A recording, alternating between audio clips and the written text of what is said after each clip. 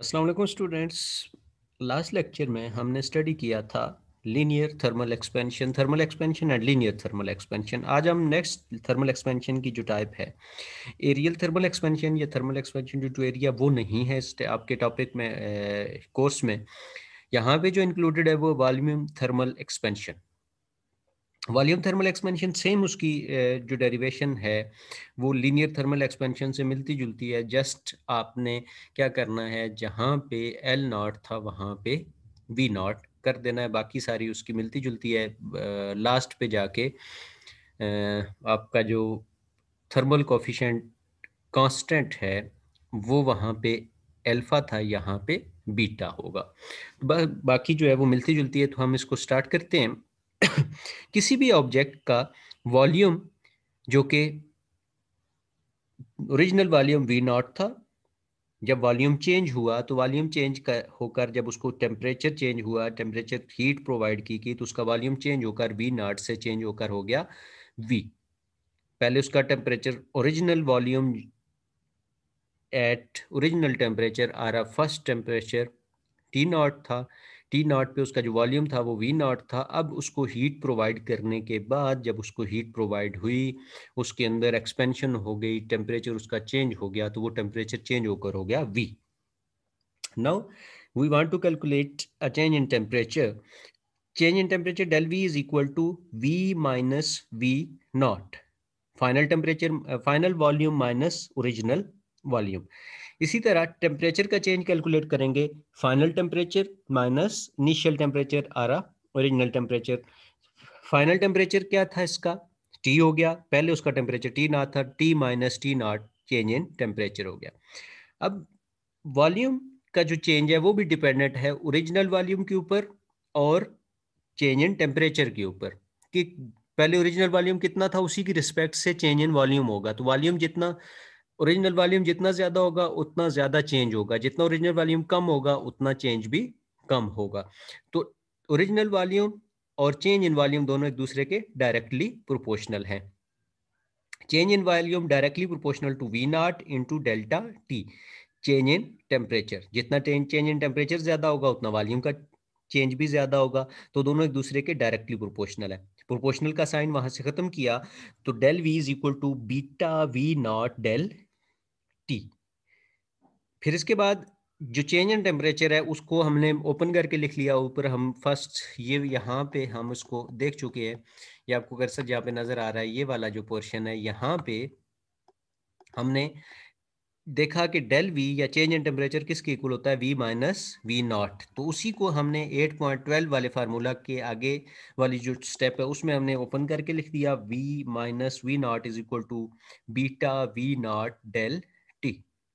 अब अगर ये वी नॉट इस साइड पे माइनस हो रहा है, इक्वल के दूसरी तरफ जब मूव करेगा तो प्लस हो जाएगा। वहां से इस वी नॉट को और इस वी नॉट को जब कॉमन लिया तो V naught into one plus beta del T.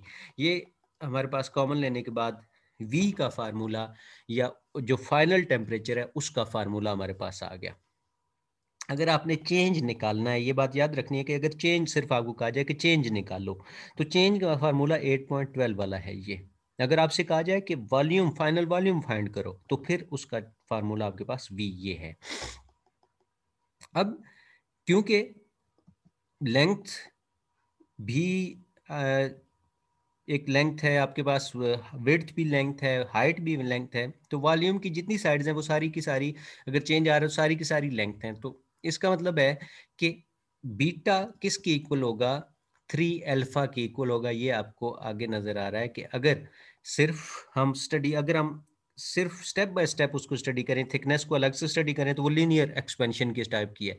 इसी तरह हमने थिकनेस को स्टडी करें तो वो भी लीनियर एक्सपेंशन टाइप की है, क्योंकि उसका जो एक्सपेंशन है वो लेंथ वाइज आ रहा है, सिर्फ क्या है कि वो थिकनेस उसकी बढ़ रही है। अगर हम उसको स्टडी करें तो वो एक लेंथ ही है, वो डिस्टेंस ही है तो उसको डिस्टेंस ट्रीट करें तो ये हमारे पास बीटा, क्योंकि तीनों साइड का इकट्ठे दिया हुआ है, बीटा को कंबाइन करके लिखें तो हमारे पास किसकी इक्वल आएगा, 3 अल्फा की इक्वल आएगा। और अगर हम बीटा का फार्मूला कैलकुलेट करना चाहें तो बीटा मल्टीप्लाई हो रहा है 8.12 वाली, अगर आप देखें तो वहाँ पे मल्टीप्लाई हो रहा है original volume into del T के साथ, इक्वल के दूसरी तरफ जाएगा तो beta is equal to del V change in volume over original volume into change in temperature, ये बीटा का फार्मूला हो जाएगा। ये हमारे पास था thermal volume thermal expansion. Beta is a coefficient of volume thermal expansion, ये याद रखना है आपने। इसके बाद आ जाए कॉन्सिक्वेंसेस ऑफ थर्मल एक्सपेंशन, उसके नुकसानात क्या हो सकते हैं, उसके क्या इफेक्ट्स हो सकते हैं। जितने भी रेलवे ट्रैक्स हैं, ये क्वेश्चन कॉन्सेप्चुअल क्वेश्चन आता है, why gaps are left in railway tracks. Railway tracks जहाँ पे बने हुए तो होते हैं, जहाँ पे जॉइंट लगा हुआ होता है, वहाँ पे अगर आप देखो तो थोड़ा सा उसके दरमियान जहाँ पे वो मिल रहे होते हैं उनके दरमियान हल्का सा डिफरेंस आपको नजर आता है, डिस्टेंस नजर आता है, वो एक दूसरे से अलग नजर आते हैं। तो उसकी क्या वजह है, क्यों ऐसा होता है। फिर इसी तरह आपने देखा होगा कि गर्मियों के अंदर ये जो इलेक्ट्रिसिटी वाले पोल होते हैं उनके ऊपर बड़ी बड़ी वायर्स नजर आ रही होती हैं आपको सिल्वर कलर की।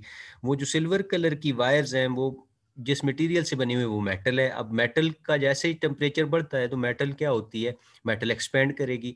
तो आपने देखा होगा कि समर के अंदर, गर्मियों के अंदर वो वायर्स जो है वो नीचे की तरफ लटकी हुई आपको नजर आती हैं, वो बिल्कुल नीचे आपको वाजे नजर आता है कि वो नीचे की तरफ लटकी हुई हैं। सर्दियों के अंदर, विंटर्स के अंदर आपको उनका जो डिस्ट है, वो उनकी जो शेप है वो आपको नजर आती है कि वो बिल्कुल सीधी हुई हुई है। लेकिन गर्मियों के अंदर आपको कर्व नजर आ रही होती है कि वो बिल्कुल थोड़ी सी नीचे जो है वो लटकी हुई है। तो उसकी वजह क्या होती है, गर्मियों के अंदर टेम्परेचर जब चेंज होता है, टेम्परेचर बढ़ता है, तो उनका टेम्परेचर बढ़ने की वजह से थर्मल एक्सपेंशन हो जाती है और वो नीचे की तरफ लटक जाती है। इसी तरह रेलवे ट्रैक्स के अंदर क्यों गैप रखा जाता है, ड्यू टू थर्मल एक्सपेंशन। अगर समर के अंदर जब टेम्परेचर चेंज होता है और वो गैप मौजूद ना हो तो दोनों जॉइंट वाले, जहां पे जॉइंट है, वो मेटल एक दूसरे के ऊपर जब फोर्स लगाएंगी तो क्या होगा, वो एक दूसरे के ऊपर, अब दरमियान में गैप नहीं है, जब वो एक्सपेंड करेंगी तो वो एक दूसरे के साथ मिल जाएंगी, उनके कॉर्नर उनकी जब एक दूसरे के साथ मिलेंगे तो मिलने की वजह से क्या होगा, वो एक दूसरे के ऊपर फोर्स लगाएंगी। जैसे ही फोर्स लगाएंगी तो वो ट्रैक को टेढ़ा होने का खतरा होता है या उसके डैमेज होने का। इसी तरह ब्रिज बनाए जाते हैं या जितने भी कंस्ट्रक्शन के काम किए जाते हैं जिसमें मेटल यूज हो रही होती है, तो वहां पे जॉइंट्स के दरमियान में हमेशा डिफरेंस रखा जाता है, हमेशा उनके दरमियान डिस्टेंस रखा जाता है, ताकि अगर गर्मियों के मौसम के अंदर, समर में जब टेम्परेचर इंक्रीज हो या किसी भी वजह से टेम्परेचर अगर इंक्रीज हो और उस टेम्परेचर की वजह से क्या हो कि वो एक्सपेंड करें या कॉन्ट्रैक्ट करें, तो वो डिफरेंस जो उनके दरमियान डिस्टेंस है उसकी वजह से, अगर ना होने की वजह से क्या होगा, उसके डैमेज होने का, उस बिल्डिंग के, उस ब्रिज के, उस ट्रैक के इफेक्ट होने का, उसके टूटने का खतरा होता है, जिसकी वजह से क्या किया जाता है, उनके दरमियान गैप रखा जाता है। इसी तरह बड़े बड़े ब्रिज हैं, उनके ऊपर बड़ी बड़ी कंक्रीट की बनी हुई लेयर्स रखी जाती हैं पुल बनाने के लिए, जैसे आपको यहाँ पे नजर आ रहा है। इसके नीचे यहाँ पे देखें तो roller, roller means rod type की चीजें रखी जाती हैं। वो किस लिए रखी जाती हैं, क्योंकि जो मटेरियल यूज हुआ है उसके अंदर सरिया यूज हुआ है। तो कंक्रीट का बना हुआ वो जो ब्रिज है, उसको जब उसके ऊपर प्लेस किया जाता है तो दर नीचे उसके रोलर रख दिए जाते हैं। रोलर इसलिए रखे जाते हैं कि अगर गर्मियों के अंदर जब उसके अंदर एक्सपेंशन हो या उसके अंदर कॉन्ट्रैक्शन हो, तो बजाय इसके कि वो आगे की तरफ, अब क्योंकि ब्रिज के ऊपर उसके सीमेंट, बजरी और चीज रेत, वो सैंड वगैरह यूज हुई है, तो उसकी वजह से क्या हो सकता है, उसके टूटने का खतरा है कि वो आगे की तरफ मूव करेगा, जाके हिट करेगा, या वो कॉन्ट्रैक्ट हिल नहीं सकता। तो उसके नीचे रोलर रखे जाते हैं ताकि वो इजीली आगे पीछे, कॉन्ट्रैक्ट हो रहा है, एक्सपेंड हो रहा है, तो आगे उसके ऊपर इजीली मूव कर सके। तो इस वजह से उसके अंदर नीचे रोल रखे जाते हैं। तो ये दोनों तरह के क्वेश्चन है, शॉर्ट क्वेश्चन इसके ऊपर आ सकता है कि रोलर ब्रिज जो है वो रोलर के ऊपर क्यों उसको प्लेस किया जाता है, ट्रैक, रेलवे ट्रैक्स के उसको के दरमियान डिस्टेंस क्यों रखा जाता है, तो ये गैप्स क्यों रखे जाते हैं। वो जो गैप रखे जाते हैं वो थर्मल एक्सपेंशन के फेनोमेना को देखते हुए रखे जाते हैं, ताकि अगर कहीं पे कॉन्ट्रैक्शन हो कि टेम्परेचर चेंज की वजह से या एक्सपेंशन हो, तो बजाय इसके कि वो रेलवे ट्रैक ख़राब हो जाए और हमें उसको दोबारा से रिपेयर करना पड़े, तो पहले से उसकी एप्लीकेशन को देखते हुए, उसकी हालात को देखते हुए, उसको मद्देनज़र रखते हुए गैप्स वहाँ पे रख दिए जाते हैं ताकि ईज़िली वहाँ पे एक्सपेंशन हो तो वो हो सके और डैमेज भी ना हो। इसके बाद एप्लीकेशन है, एप्लीकेशन इसकी डिफरेंट है। चीज़ों को जोड़ने के लिए ये आपको नज़र आ रहे होंगे यहाँ पे बड़े-बड़े नट टाइप की आपको चीज़ें नज़र आ रही होंगी। तो इनको हॉट रेवट और फोर्स, इसको रेवट बोलते हैं। रेवट कोई भी स्टील के दरमियान जब जॉइंट लगाना होता है, किसी भी बड़ी चीज़ों के दरमियान जब जॉइंट लगाना होता है, आपने देखा होगा ये जो घोड़ा गाड़ी होती है या गधा गाड़ी होती है, उसके लकड़ी की जो बनी हुई क्या तख्ते होते हैं, उसके दरमियान में लोहे की बहुत बड़ी बड़ी कील्स लगे हुए होते हैं। तो वो उन कील्स की मदद से क्या किया जाता है, जहाँ पे भी हमें कोई चीज़ का काम करना होता है, चीज़ों को मजबूती से जोड़ना होता है, तो हम कील लगा देते हैं। तो वो कील क्या करता है, वो उस सरफेस के अंदर चला जाता है और उसको इसी तरह मेटल को जब जोड़ना होता है, वहाँ पे जॉइंट लगाना होता है, तो वो क्या किया जाता है, वहाँ पे इस तरह के बड़े बड़े कील या रबड़ लगाए जाते हैं, जो क्या करते हैं, उन प्लेट्स के दरमियान होल करके उनके दरमियान उनको हथौड़े की मदद से हैमर्ड किया जाता है। जब उनको हैमर्ड किया जाता है, तो वो उसके अंदर सरफेस के अंदर चले जाते हैं और फिर आहिस्ता-आहिस्ता कंस्ट्रक्शन आहिस्ता-आहिस्ता पहले वो हीट अप हुए होते हैं, जैसे-जैसे वो ठंडे होते हैं, कूल होते हैं, तो कॉन्ट्रैक्ट होना शुरू हो जाते हैं, सिकुड़ते हैं। जैसे-जैसे वो सिकुड़ते हैं, वो लेयर को अपने दरमियान जकड़ लेते हैं और वो मज़बूत हो जाती है। तो इस पर्पज़ के लिए भी इसको यूज़ किया जाता है, थर्मल एक्सपेंशन का। फिर इसके बाद आगे आ जाएँ तो bi metal strip. Bi metal, bi का मतलब टू, मेटल, मेटल स्ट्रिप की बनी हुई 2 पत्रियाँ, पत्री बोलते हैं स्ट्रिप को। बारीक कोई लेयर, जिस तरह आपके पास वो आयरन का बना हुआ स्केल है, तो वो एक स्ट्रिप टाइप की उसी तरह की स्ट्रिप होती है। वो थोड़ा-सा ज़्यादा उसकी थिकनेस होती है। अगर मज़ीद उसकी थिकनेस को कम किया जाए तो वो स्ट्रिप बन जाएगी। बाय मेटल स्ट्रिप क्या होती है? इसमें 2 तरह की स्ट्रिप्स होती हैं। ये एप्लीकेशन यूज़ की जाती है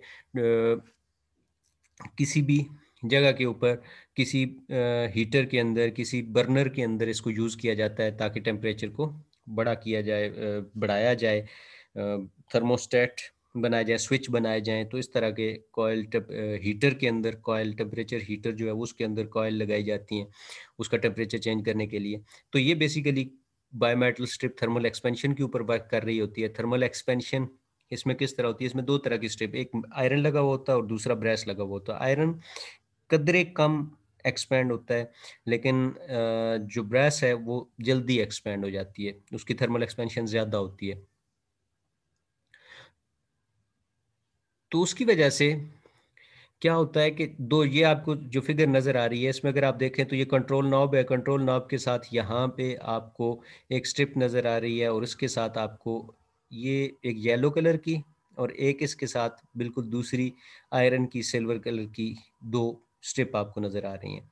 जैसे-जैसे टेम्परेचर बढ़ता है, यहाँ पे हीटर लगा हुआ है, उसके साथ आप देख रहे हो कि यहाँ से जैसे-जैसे उसको टेम्परेचर कंट्रोल किया जाता है, सप्लाई उसको प्रोवाइड की जाती है, तो ये यहाँ पे नीचे देखें, ये आपको 2 कॉन्टैक्ट्स हैं जो आपस में एक दूसरे के साथ मिले हुए हैं। जैसे ही ये एक दूसरे के साथ कॉन्टैक्ट होते हैं, एक दूसरे के साथ मिल जाते हैं, तो टेम्परेचर यहाँ से जो करंट है वो यहाँ से इस वाली येलो वाली में जाना शुरू हो जाता है और जिसकी वजह से ये चलना स्टार्ट हो जाता है। ये एक्सपैंड होती है, फिर आहिस्ता-आहिस्ता जैसे टेम्परेचर कम होता है तो ये कॉन्ट्रैक्ट हो जाती है, एक दूसरे से अलग हो जाती हैं, तो इस तरह इसका स्विच बनाया जाता है ताकि टेम्परेचर चेंज किया जाए और आहिस्ता-आहिस्ता फिर वो bimetal strip are used in various purpose. Bimetal thermometers are used to measure the temperature specially in furnaces and oven. बड़े-बड़े जो फर्नेस हैं, ओवन हैं, उनके अंदर टेम्परेचर मेजर करने के लिए इसको यूज़ किया जाता है। फिर इसके बाद bimetal strip are also used in thermostats. Bimetals thermostat switch also, ये जो नज़र आ रहा है ये बायोमेटल थर्मोस्टेट ब्रेकर है आपका, मतलब ब्रेकर अगर टेम्परेचर करंट की वजह से जो वहाँ पे हीट प्रोड्यूस हो रही है, वो स्विच को ऑन कर देगा या ऑफ कर देगा। स्विच ऑन हो जाएगा, ऑफ हो जाएगा। तो ये ऑटोमेटिकली एक प्रोसेस करवाया जाता है कि जिसमें थर्मल एक्सपेंशन को मद्देनज़र रखा जाता है। करंट की वजह से जो हीट प्रोड्यूस हो रही है उसकी वजह से वहाँ पे ब्रेस की जो स्ट्रिप है उसकी मदद से स्विच को ऑन या ऑफ किया जाता है, या टेम्परेचर सेंसिटिव होता है, टेम्परेचर को सेंस करता है, टेम्परेचर की वजह से वहाँ पे जो है ये सारा प्रोसेस हो रहा होता है। ब्रेकर, ब्रेकर का मतलब है कि ब्रेक कर देना, स्विच ब्रेक हो जाता है। जब टेम्परेचर बहुत ज़्यादा हो जाएगा, खतरा है कि उसका टेम्परेचर बहुत ज़्यादा बढ़ेगा, तो वो क्या करेगा, वो स्विच को ब्रेक कर देगा, वहाँ से करंट जाना बंद हो जाएगा। फिर एक प्रोसेस के बाद जब उसका टेम्परेचर नॉर्मल होगा तो फिर वो उसके साथ टच होगा, फिर इस तरह का ये प्रोसेस चलता रहता है। Bimetal thermostat use as a switch is used to control the thermometer of heater coil in electric iron। जो इलेक्ट्रिक आयरन होती है आपकी, जो जिससे आप कपड़े इस्त्री करते हो, इसके अंदर आपने देखा होगा कि वहाँ पे जब आप कपड़े इस्त्री कर रहे होते हो, प्रेस कर रहे होते हो कपड़े, तो आपकी आयरन आप एक एक टाइम पे बहुत गर्म होती है, फिर आपको फील होता है कि उसकी लाइट ऑफ हो गई है, वो ऑफ हो गई है। थोड़ी देर बाद उसका टेम्परेचर जब फिर नॉर्मल होता है तो फिर वो क्या हो जाती है, खुद ब खुद ऑन हो जाती है। तो वो जो खुद ब खुद उसका ऑटोमेटिक प्रोसेस लगा हुआ है, ये बेसिकली यही इसके अंदर नॉब लगी हुई होती है, ये सारा प्रोसेस उसके अंदर, इसी तरह की एप्लीकेशन उसके अंदर यूज़ की जाती है उसको ऑन या ऑफ करने के लिए। खुद ब खुद वो ऑन हो जाती है जब उसका टेम्परेचर कम हो जाता है, फिर थर्मल एक्सपेंशन के थ्रू वो स्विच ऑन हो जाता है, फिर उसको कॉन्ट्रैक्शन होती है, टेम्परेचर नॉर्मल होता है, फिर वो एक दूसरे के साथ जाके मिलता है, तो करंट आगे जाना शुरू हो जाता है और वो खुद ब खुद ऑन हो जाती है। फिर जब उसकी एक्सपेंशन हो जाती है और वो उससे अलग हो जाती है, वो उससे जो स्विच है वो अलग हो जाता है, तो करंट जाना आगे बंद हो जाता है और उसका टेम्परेचर वहाँ पे रुक जाता है। फिर जब कम होता है तो वो उसके साथ आके मिल जाती है और इस तरह ये प्रोसेस सारा हो रहा होता है। तो ये था हमारे पास आपका chapter 8 thermal properties of matter, ये हमारा कंप्लीट हो चुका है, इसकी थ्योरी कंप्लीट हो चुकी है इंशाल्लाह। फिर इसके बाद हम एक्सरसाइज और इसके न्यूमेरिकल्स, ये जो भी चीज़ें हमने स्टडी करनी है वो हम साथ साथ इसको देखेंगे। मिलेंगे एक नए लेक्चर के साथ, तब तक के लिए अल्लाह हाफिज़।